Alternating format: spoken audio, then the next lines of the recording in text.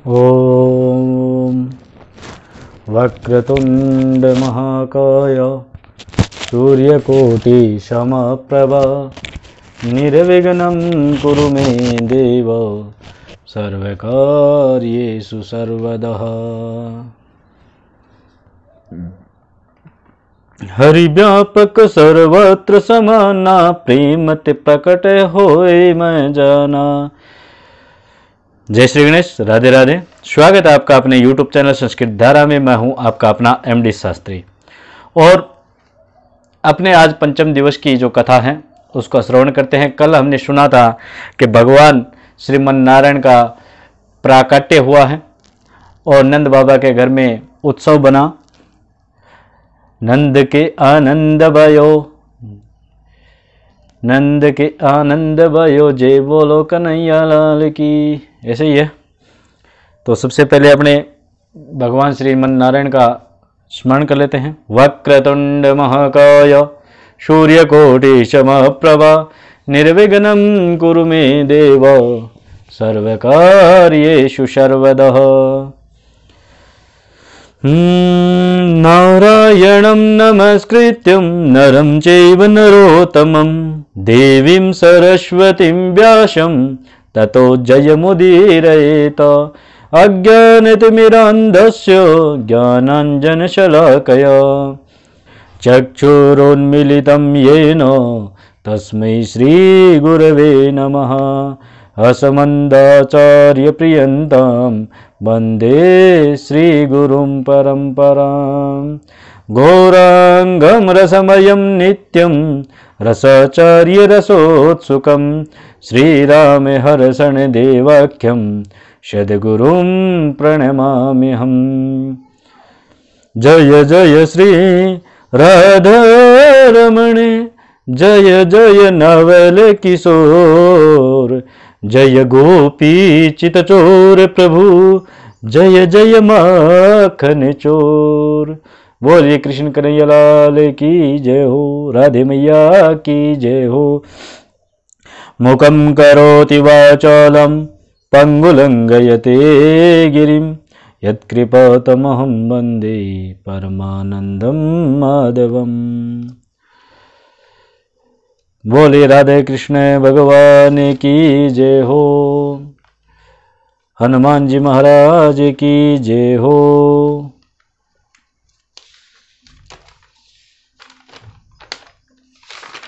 आज हम सुनेंगे पंचम दिवस की कथा को। पंचम दिवस की जो कथा है उसके अंदर हम भगवान श्रीमन नारायण जो कृष्ण अवतार लेकर के आए हैं उनकी बाल लीलाओं के बारे में जानेंगे।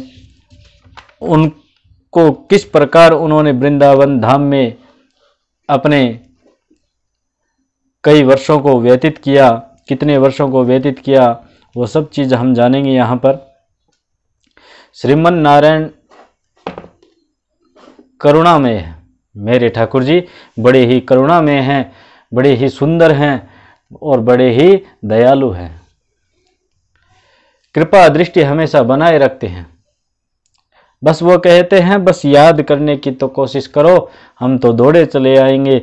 मन में श्रद्धा रखो, मन में विश्वास रखो कि वो हैं तो वो हैं। किसी भी प्रकार से वो आपकी भक्ति को, आपकी श्रद्धा को निष्फल नहीं होने देंगे। ये वादा है उनका।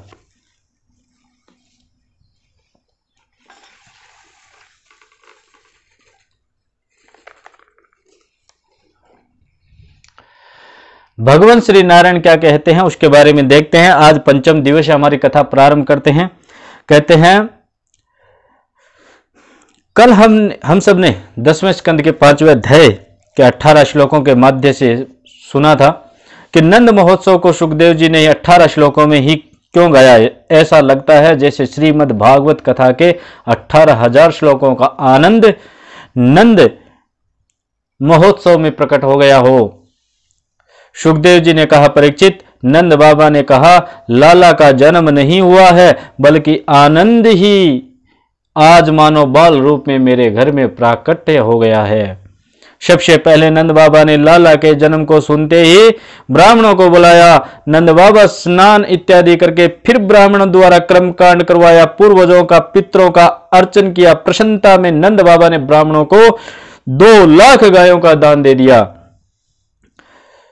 और अनेक सप्त पर्वतों का दान नंद बाबा ने दिया।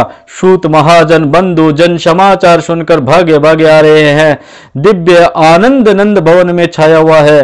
अचानक नंद बाबा को याद आया कि समय पर कंस को कर नहीं मिला तो पता नहीं क्या आदेश सुना दे। नंद बाबा ने ब्रजवासियों से कहा, तुम सब आनंद मनाओ, मुझे थोड़ा समय दे दो, मैं जाकर के कंस को कर दे आऊं।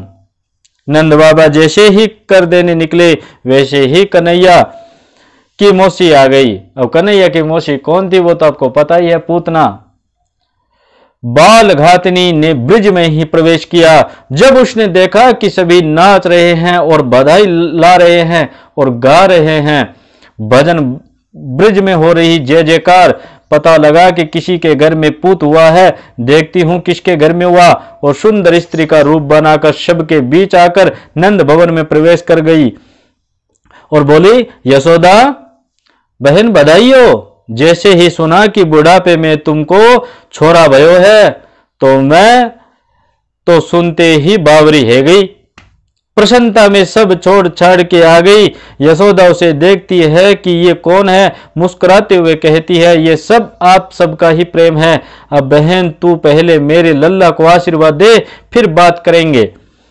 पूतना बोली, कहाँ है लल्ला? यशोदा बोली, बोरा पालने में। पूतना पहुंच गई। फट से लल्ला ने देखा, ओहो मौसी जी आ रही है। दूर से पूतना को देख भगवान आंख बंद कर लेते हैं। भगवान ने क्या सोच करके आंखें बंद किए तो भगवान जाने, लेकिन आचार्यों ने अनेक मत दिए हैं अपने। परंतु पूतना को लगा लल्ला सो रहा है तो दबे पांव आई और जहर लगा अपना स्तन पान कराने लगी। तो गाढ़म कराभ्यम भगवान प्रपीडये तत प्राणी समम रोष समन्वितो अपिवत। प्रभु ने सबसे पहले विष पिया, फिर उसका दुग्ध पिया, फिर उसके प्राणों को ही पीना प्रारंभ कर दिया। जैसे ही उसके स्तनों में पीड़ा हुई तो चीखने चिल्लाने लगी। पूतना सा मुंचा मुंचालमीति प्रभाषिणी निशिपीड़या माना किल जीव मर्मणि। जोर से चिल्लाई कि बेटा छोड़ दे छोड़ दे। भगवान बोले, मौसी जी बस यही नहीं सीखा, जल्दी किसी को पकड़ते नहीं है और पकड़ ले तो किसी को छोड़ते नहीं है। बस भगवान को यही नहीं आता है, भगवान जल्दी से किसी को पकड़ते नहीं है और जिस दिन पकड़ लेते हैं उस दिन उसको छोड़ते नहीं है और जीवन पर्यंत तक उसी के रहते हैं और मरणोपरांत वो उसको अपने पास में बुला लेते हैं। पूतना लेकर भागी। जैसे ही प्रभु ने प्राणहीन किया कि पूतना नीचे गिरी, धड़ाम मर गई। पूरी धरती हिल गई। मैया डर गई, ये कैसी आवाज आई? तो पालने की ओर भागी तो देखा लल्ला पालने में ही नहीं। लाला कहाँ गयो? ग्वाला जब बाहर भागे तो देखा कि पहाड़ जैसा शरीर लिए पूतना मरी पड़ी है और उसके पेट पर लल्ला बड़े प्रेम से खेल रहे हैं। ग्वालों ने लल्ला को उतार के मैया की गोद में दिया। मैया गजब है गयो। मैया बोली, पूतना कैसे मरी? बोले, वो हमें नहीं पता, हमें तो मरी मिली। मैया ने कहा, लल्ला ने मुर्दे को छू लिया, अशुद्ध है गयो। चलो पहले शुद्धिकरण करें। घर लाकर सबसे पहले गोबर से नहलायो, फिर गौमूत्र से नहलायो, फिर चरण धुले, फिर गयो की पूंछ पकड़ करके झाड़ू लगायो, अला बला दूर कर दे। इतने में नंद बाबा मथुरा से आ गए। ग्वाला बा करके घेर लिए। नंद बाबा को, अरे बाबा गजब है गयो, का गयो? आप चले गए मथुरा, पूतना घुस गई आपके घर में, तेरे लल्ला को लेके भाग गई और गजब ये भयो कि अपने आप ही गिर के मर गई देवोरी। नंद बाबा बोले, भाई मित्रों वसुदेव पक्को ज्योतिषी है, क्योंकि जब मैं मथुरा गयो तो मोह को वसुदेव मिल गयो। मोह बाकी राम राम भई माते मोते वान कई की मैं ज्योतिष को जानकर हूं। मेरी ज्योतिष विद्या कह रही है कि नंद बाबा तेरे घर में कोई उत्पात होने वाला है, पक्की बात है। मैं तो डर गयो और पूरे रास्ते यूं ही भजन कर तो आयो कि हे नारायण मेरे छोरा की रक्षा करियो, हे नारायण मेरे छोरे की रक्षा करियो। देख ले मेरे बदन के को साक्षात चमत्कार प्रभु ने रक्षा कर दी। ग्वाला बोले अब समझ में आई कि तेरे बदन को चमत्कार है गयो। ग्वाला बोले नंद बाबा पूतना तो मर गई पर मथुरा वृंदावन का रास्ता जाम कर दियो, बीच में पड़ी है। नंद बाबा बोले अपने घर से कुल्हाड़ी लेकर के आओ और इसके हाथ पैर काटो और जो पेड़ गिर गए हैं उनको इस पर डाल के आग लगा दो। ब्रजवासियों ने वही किया। जैसे ही आग लगाई तो दह्यमानस्य दस्यो धूमश्च गुरुशोरभा। पूतना के शरीर को जब भी जलाया तो पूतना के शरीर से ऐसी सुगंध निकली कि पूरा ब्रज मंडल सुगंधित हो गया।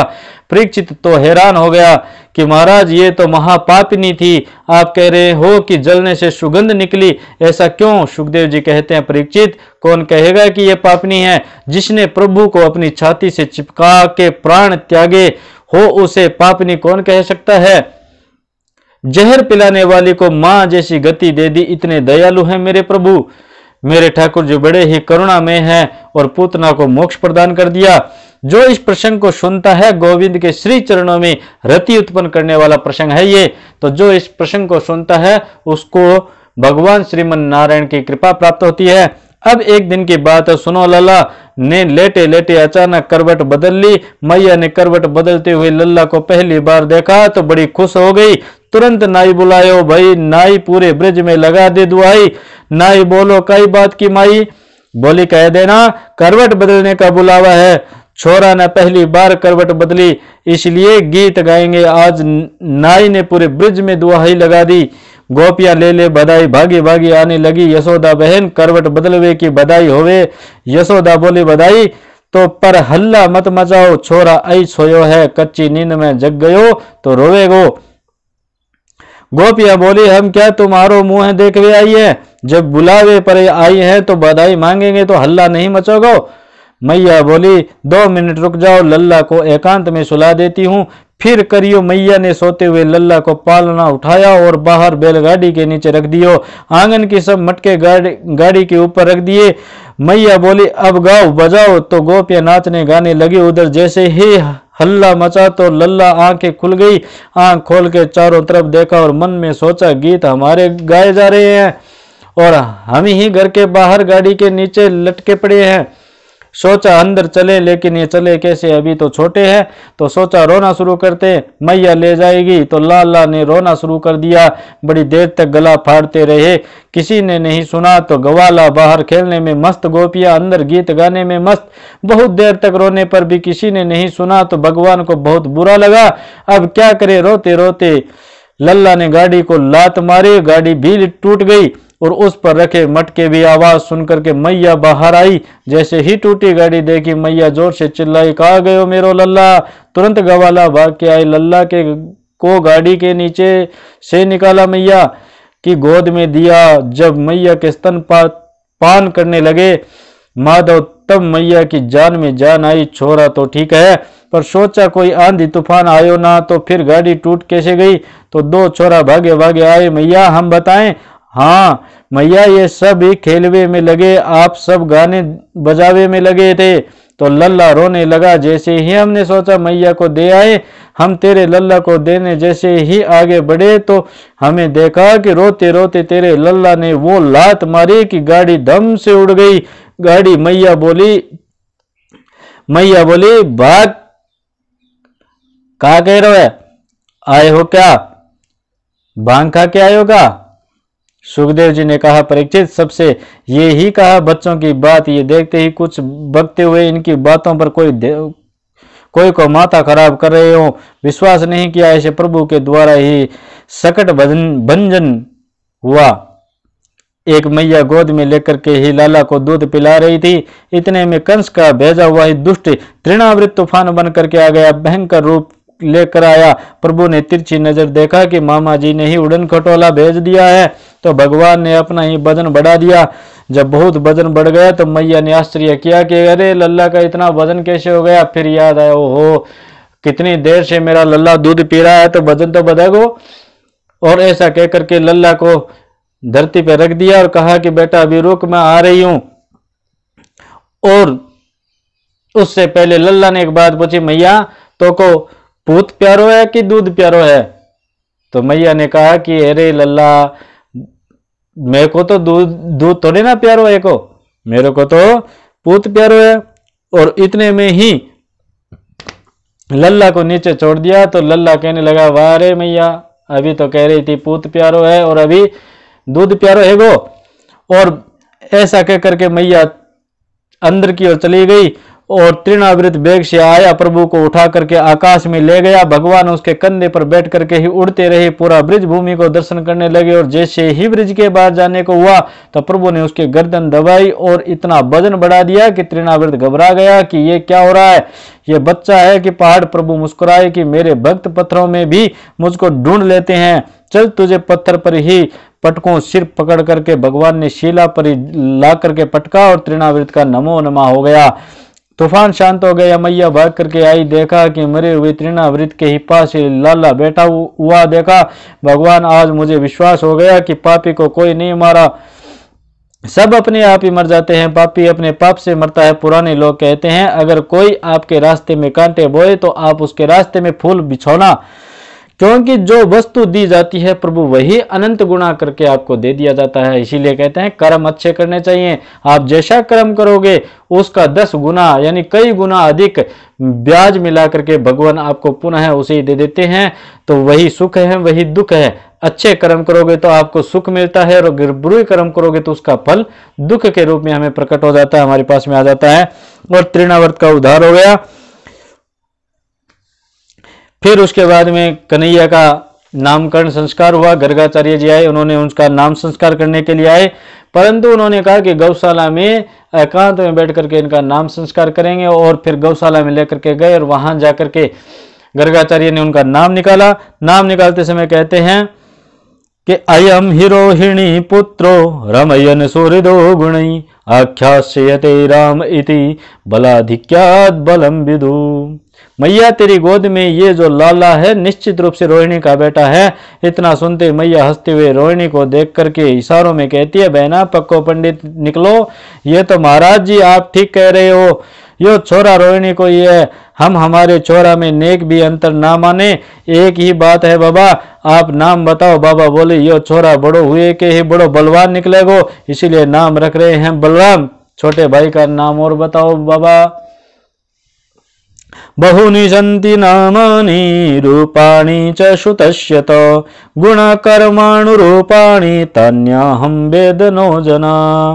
तेरे छोटे वाले छोरे के हजारों नाम होंगे, विष्णु सहस्र नाम के रूप में, गोपाल सहस्र के नाम में बहुत सारे नाम होंगे, अनेक नाम होंगे। मैया बोली बहुत अच्छी बात है महाराज, आप तो कोई बढ़िया 100 नाम बताओ। बोले तो अब नाम रख रहे हैं श्री कृष्ण। मैया बोली इसका मतलब क्या हुआ है? कर्ष इति कृष्ण, जो इसको देखेगा वो इसकी ओर आकर्षित हो जाएगा। मैया बोली अच्छी बात है, और बताओ मेरा लल्ला आगे चल करके क्या करेगो? नौकरी व्यापार। बाबा बोले मैया इसके ग्रह दशा बोल रही है कि ये पक्को चोर बनेगो। मैया बोली हे भगवान, ये आपने कैसी भविष्यवाणी कर दी? महाराज मेरे घर में 9 लाख गैया है, किसी बात की कमी ना है, तो किस लिए चोरी करेगा? गर्गाचार्य बोले वो मोए पतो ना है, ग्रह दशा तो यही कह रही है, साधारण चोर नहीं चोरों का सरदार बनेगो। इसीलिए मैया इसको एक नाम होवेगो हरि, जो सब कुछ हर ले वही हरि है। चित्त चोर करेगा नवनीत चोरेगा। और इस प्रकार गर्गाचार्य नाम संस्कार करके रूप मधुरी को अपने हृदय बसा करके अपने घर को चले गए। मैया ने 2 नाम रख दिए प्यारे से, बलवा और कनवा। राम कृष्ण देव भगवान की जय हो। धीरे धीरे समय बीता, कृष्ण और बलराम। सुखदेव जी कहते हैं कि परीक्षित अब कृष्ण बलराम धीरे धीरे बड़े होने लग गए। उसके बाद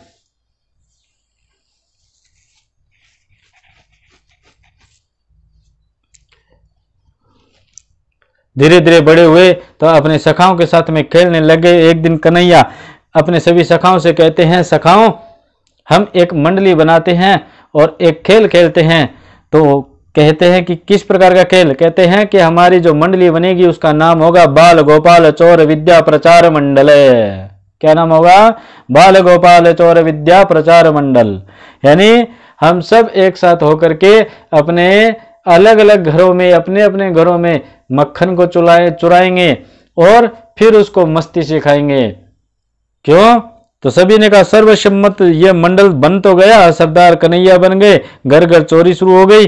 बोले माखन चोर भगवान की जय हो। प्रत्येक ब्रज की गोपियां यही कामना करती थी कि कन्हैया कभी हमारे घर आवे और हमारे हाथ का भी माखन खावे। तो गोपियां की इस कामना को पूर्ति करने के लिए ही भगवान ने ये लीला रची थी चोरी करने वाली। और ये मत समझना कि वो चोर थे, नहीं, गोपियां कौन थी? एक तपस्वी थी, तपस्वी महर्षि सन्यासी जो थे ना, वो ही देवी देवता जो थे, वो ही तो गोपी गोपाल गवाला बन करके आए थे। और उनकी इच्छा थी कि भगवान हमारे घर में आए और हमारे घर में आकर के हमारा माखन खाए हमारे हाथ से। तो उनके हाथ से बना हुआ उसी माखन को खाने के लिए भगवान ने ये लीला बनाई थी। तो उसके बाद में धीरे धीरे करके अपनी लीलाओं को बढ़ाते हुए भगवान एक बार सभी सखियां मिलकर के भगवान की शिकायत करने के लिए निकली। तो कहती है, एक गोपी कहती है, मैया तेरो लाला आवे और बछड़ो खोल के भग जावे। मैया बोली तो डांट दिया कर। दूसरी गोपी बोली, मैंने डांट लगाई पर मैं जैसे ही डांटवे लगी तो ये मुंह को ही देख के हंसवे लग गए हो। भगवान जाने इसकी मुस्कान में क्या जादू है कि मुझे डांटते डांटते हंसी आ गई। मैया बोलती तो एक काम कर, मेरा लल्ला तेरे घर जैसे ही आवे तो जो मांगे वो दे दिया कर, जो खावे वो खिला दिया कर, जितना खा जाए ले जाए उससे दो गुना तू मोहते मांग लिया कर। एक गोपी बोली, कैसी बात करो लल्ला, मैया तेरो लल्ला खा लेगो तो क्या तेरे से मांगने आएंगी? अरे भगवान ने बहुत दियो है, चाहे जितना खा ले। तो यशोदा बोली, तो शिकायत काहे करने आई? गोपी बोली, मैया शिकायत खावे पीवे की ना है। एक दिन मैया मैंने थाली में ही माखन मिश्री सजा के या छोरे के सामने रख दियो। मैं बोली, कन्हैया तू प्रेम से बैठ के खा ले, कमी पड़ी तो और दूंगी। इतने में ही टेढ़ी निगाह करके बोला है, गोपी तूने क्या मोए भिखमंगा समझ रखो है? तू मेरे घर आके खा जा, मेरे बाबा के 9 लाख गैया है, तू क्या खवाएगी माखन? मैं बोली, इतने बड़े बाप का बेटा है तो चोरी कोई काय को करे? तो तुरंत हंस के जवाब देता है, चोरी के माल में स्वाद ही कछु और होवे। अब बता यशोदा। तो मैया बोली, तो ठीक है, छीके को लटका दे, हाथ नहीं पहुंचेगा तो खाएगा कैसे? तुरंत एक गोपी बोली, मैया कहीं भी रख लो, कहीं भी छुपा लो, तेरे छोरे के से कुछ छुप ना सके। या ने पूरी मंडली बना रखी है, जब छीके पर मटका लटका नजर आवे तो तुरंत तकड़े से छोरा कोई घोड़ा बनावे, वह के ऊपर ही दूसरा बनावे, फिर सबके ऊपर ये अध्यक्ष महाराज है। तब मटकी हाथ लग जावे, जिसके घर कछु ना मिले तो उनके छोरा छापरा न रुआ के भग जावे। एक के बाद एक शिकायत कर रही थी। इस प्रकार शिकायत करते करते भगवान थोड़ा सा मुख कर लेते हैं और मैया कहती है, लल्ला ये तोरी शिकायत करे का ऐसा तो लल्ला कहते हैं छोटा सा मुख बना के, मैया ये सब झूठ बोल रही है, मैंने कोई चोरी ना की है। तब मैया कहती है कि इस बार अगर मेरा लल्ला तुम कहती हो चोरी करता है तो रंगे हाथों उसको पकड़ के लाना, फिर मानूंगी। ऐसा कहने के बाद इन सभी चली गई। और उसके बाद में एक दिन भगवान अपनी लीला करते हुए मिट्टी का ढेला खा लिया तो बलराम जी ने मैया से शिकायत कर दी। मैया ने आकर के पूछा कि लला तूने मिट्टी खाई है? तो कहते हैं झूठे हैं, मैंने मिट्टी नहीं खाई। अच्छा कल गोपियां झूठी, आज गवाले झूठे, सत्यवादी तू ही है। कन्हैया बोला, विश्वास न है तो तेरे सामने बैठा हूं, मेरा मुंह खोल के देख ले। हाँ ये सही है, खोल मुंह। जैसे ही भगवान ने मुख खोला तो भगवान की ऐश्वर्य शक्ति प्रकट हो गई।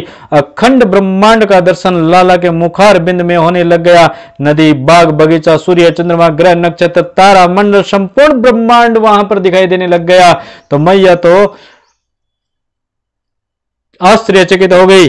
बोल विराट भगवान की जय हो। मैया कांप गई, चरणों में हाथ जोड़ करके दंडवत करने लगी। तो भगवान ने सोचा मैया को रसाभास हो गया है, मैया कभी लल्ला को प्रणाम करेगी। लाला ने तुरंत मुंह बंद किया और हाथ पकड़ लिया। बोले मैया क्या कर रही है? मेरे मुख में माटी दिखी। मैया तो माटी की बात ही भूल गई। मैया बोली कन्हैया तू मिट्टी की बात कर रहा है, तेरे मुख में तो पूरा ब्रह्मांड दिख रहा है। लाला हंसने लगा। मैया बुढ़ापे में आंखों में चकाचौंध हो गई। अच्छी तरह देख। कन्हैया ने माया गायब कर दी और मैया ने दोबारा देखा तो कुछ नजर नहीं आया, तो तुरंत उठा करके छाती से लगा लिया। बोली लल्ला बुढ़ापे में न जाने कौन कौन सी बीमारी है जाए।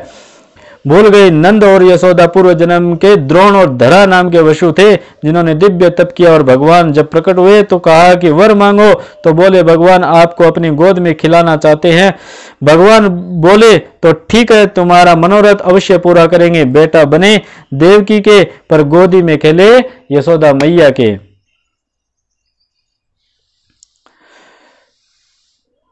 और उसके बाद में दीपावली का समय आया। उस वक्त यशोदा मैया और पूरे ब्रिज मंडल में मिठाइयां बन रही थी। तो बाबा से पूछा कि बाबा ये इतनी मिठाइयां क्यों बन रही है, मैया मों को खावे ना दे। तो बाबा ने कहा कि पहले ये भगवान के भोग लगेगा, उसके बाद में हम खाएंगे। तो कहा भगवान के? कौन से भगवान के भोग लगेगा? कहा इंद्र भगवान के। कहा क्यों? कि इंद्र भगवान को प्रसन्न करने से वर्षा होगी और वर्षा होने से ही हमारे यहाँ इतना अनाज होगा। तब भगवान कहते हैं कि जो पूजा नहीं करते उसके यहाँ क्या भगवान बरसता नहीं है, बरसात नहीं होती है? यहां तुम पूजा कर रहे हो, तुम्हारे खेत में बरसेगा, दूसरा नहीं कर रहा है उसके खेत में नहीं बरसेगा क्या? नंद बाबा कहते हैं लल्ला ऐसी बात तो ना है, वर्षा को तो सबके यहाँ वर्षा को। तो फिर लल्ला ने कहा कि तुम्हें मेरे भगवान से मिलाता हूं, उनके भोग लगाओ, वो हर चीज देते हैं। और फिर इस प्रकार सबको लेकर के गोवर्धन भगवान के पास में गए। वहां पर स्वयं की भगवान श्री गोवर्धन जो है वो स्वयं के दर्शन देते हैं। उसके बाद में भोग लगाया जाता है, उनकी पूजा पाठ की जाती है। उसकी पूजा पाठ करने के बाद में जब इंद्र को पता चलता है कि इस बार मेरी पूजा ना करके और किसी बालक के कहने पर एक पर्वत की पूजा की गई है, तो इंद्र भगवान ने क्रोधित होकर के बादलों को आदेश दे दिया कि इतना बरसो कि पूरे ब्रिज मंडल ही डूब जाए। और बादल बरसने लगे। सभी ब्रिजवासी आकर के कन्हैया से त्राहिमाम करने लगे। तो कन्हैया ने गोवर्धन को एक अंगुली पर उठा लिया और सबको अपने पास में बुला लिया। इंद्र बरसता गया। जिस दिन थक गया और अगस्त जी महाराज जो थे उनको कह दिया आप समुद्र पीते जाओ, तो अगस्त जी महाराज समुद्र को पीते गए। जितना वो बरसाते गए उतना ही पानी अगस्त जी महाराज पीते गए। और इस प्रकार जब इंद्र ने देखा कि मैं देखता हूं नीचे जाकर के ब्रिजमंडल की क्या हाल है, जैसे ही वो नीचे आए तो वहां पर सब सूखा पड़ा था। और ये देख करके इंद्र भगवान आश्चर्यचकित हो गए। भगवान की 10 श्लोकों में स्तुति की, भगवान ने क्षमा किया और वो अपने धाम को चले गए। उसके बाद में सभी ने निश्चय किया कि अब गोकुल में नहीं रहेंगे। और उसके बाद में फिर वो वृंदावन की ओर निकल गए और वृंदावन में जाकर के रहने लगे। वृंदावन तुलसी होती है, तुलसी माता का नाम था वृंदा। और जहां पर वृंदा का वन हो यानी पूरी तुलसी का वन हो, उसी स्थान को कहते हैं वृंदावन। और फिर जाकर के वृंदावन में रहने लगे। बोलो वृंदावन बिहारी लाल की जय हो। फिर उसके बाद में वहां पर भी अनेकों असुर आए, वत्सासुर आया, अघासुर आया। इस प्रकार उनका भी उद्धार करते गए भगवान। उसके बाद में एक दिन ब्रह्मा जी ने कहा कि ये कैसा भगवान है जो अपने सखाओं के साथ में, अपने ग्वालों के साथ में बैठ करके लड्डू खाता, उनका जूठा खाता, ये कौन सा भगवान है? इस प्रकार ब्रह्मा जी ने उनके ग्वाले तथा उनके गऊ और बछड़ों को चुरा अपने लोक ले गए। कृष्ण कन्हैया ने ही संपूर्ण लीला अपनी बना दी। लाठी भी स्वयं बन गए, गाय स्वयं बन गए, ग्वाले भी स्वयं बन गए और बछड़े भी स्वयं बन गए। तो इसीलिए कहते हैं भगवान श्री कृष्ण जो चाहते हैं वो अवश्य देते हैं। तो भगवान श्री कृष्ण ने आज सबकी इच्छा पूर्ति कर दी। सभी गोपियों के ही घर में रहने लग गए, गायों के रूप में, बछड़ों के रूप में, लाठी के रूप में, बेटे के रूप में, सबके रूप में भगवान श्री कृष्ण ही कृष्ण दिखाई दे रहे हैं। 1 साल बीत गया।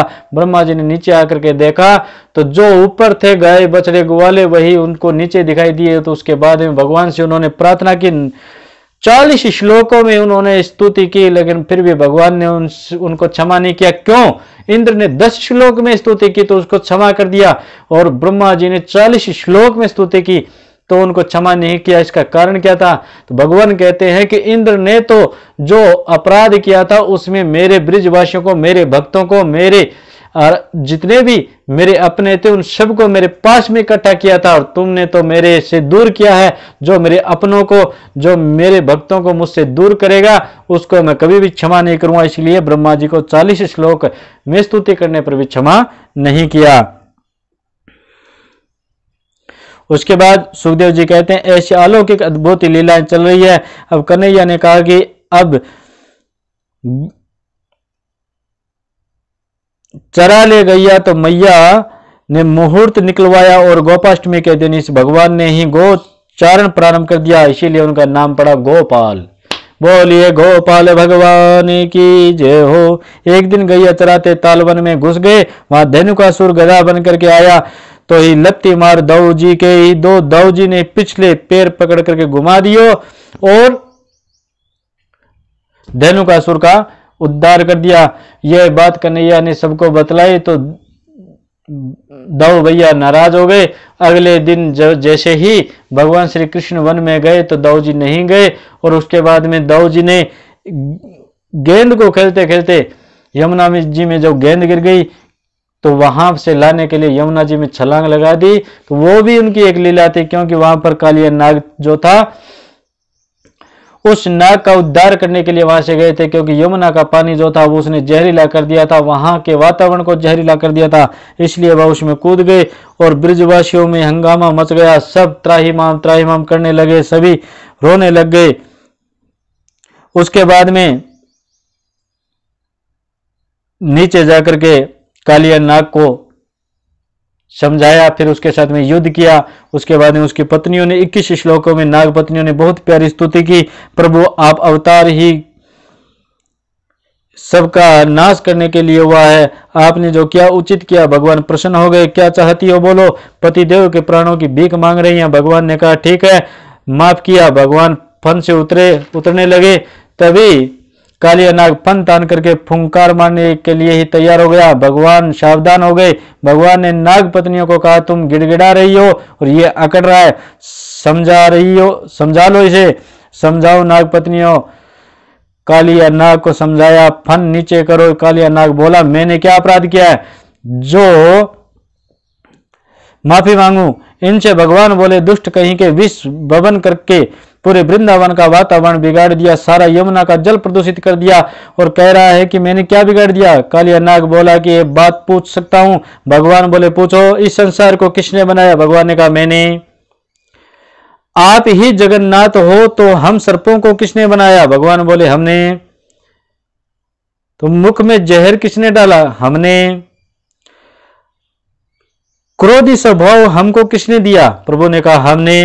तो कालिया नाग बोला तेरा तुझको अर्पण क्या लागे मेरा, आपकी चीज आपको दे रहे हैं तो आप हमको दोषी क्यों कह रहे हो। अब अनुग्रह या हमारा निग्रह करो। भगवान मैंने जो किया उसके मूल कारण आप हो। तो भगवान की बोलती चुप। भगवान बोले अगर हमने तुमको विष दिया है तो रहने के लिए रमण द्वीप नामक एक स्थान भी दिया, जो विशेष रूप से नागलोक के रूप में कहलाता है, वहां जाओ। तो कालिया नाग कहता है अगर मैं बाहर निकलता हूं तो गरुड़ मुझे मारने की चेष्टा करता है। तब भगवान कहते हैं चिंता मत कर, मेरे चरणों की छाप तेरी अब फणों पे लग गई है, तुम्हें अब गरुड़ किसी भी प्रकार से हानि नहीं पहुंचाएगा, तुम यहां से जा सकते हो। उसके बाद में वो वहां से प्रस्थान कर गए और बोलिए काली मर्दन भगवान की जय हो। रात में विश्राम करते समय अचानक आग लग गई। उस दावाग्नि का भगवान ने पान करके ब्रजवासियों की रक्षा करी। ग्रीष्म ऋतु आई, फिर वर्षा आई और फिर सर्द ऋतु आई। सर्द ऋतु में भगवान बंशी बजाकर समस्त प्राणियों का मन हर लिया। बोलिए गोवर्धन भगवान की जय हो।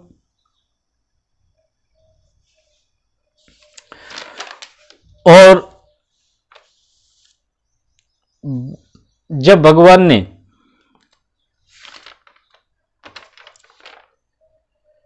बांसुरी बजाई तो फिर क्या लीला थी और क्या उसकी धुन थी कि सभी ग्वाल गोपियां सब अपना चित्त मधुर खो करके सब उसी में लीन हो गए और भगवान के चरणों में ध्यान लगा लिया। और इसी प्रकार आप भी भगवान के चरणों में हमेशा अपना ध्यान लगाए रखें, उनके चरणों में समर्पित रहे। भगवान से कहें कि हम आपके हैं, हमारे पास जो है वो आपका दिया हुआ है, आप ही का है, हम सब आपके चरणों में अर्पण करते हैं, हम सब चीज, हम अपने आप को भी आपके चरणों में अर्पण करते हैं। हे ईश्वर, आप हमारा ध्यान रखें, आप हमारे पर कृपा करें, अपना शुभ आशीर्वाद हम पे बनाए रखें और सभी के यहाँ सुख समृद्धि बनी रहे, सब उत्तरोत्तर वृद्धि करे और इस संसार में जो वैश्विक महामारी है उसको भगवान दूर करें जल्दी से जल्दी। और यही हमारी प्रार्थना है। बोलिए कृष्ण कन्हैया लाल की जय हो, राधे मैया की जय हो, हनुमान जी महाराज की जय हो, शक्ति दादी मैया की जय हो।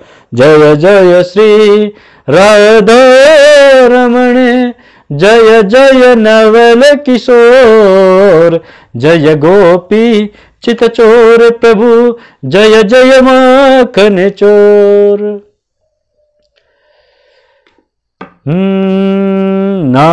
नारायण नारायण नारायण नारायण नारायण, श्रीमन नारायण नारायण नारायण, भजमन नारायण नारायण नारायण, भजमन नारायण नारायण नारायण, श्रीमन नारायण श्रीमन नारायण नारायण नारायण, राधा नारायण नारायण नारायण, भजमन नारायण नारायण नारायण।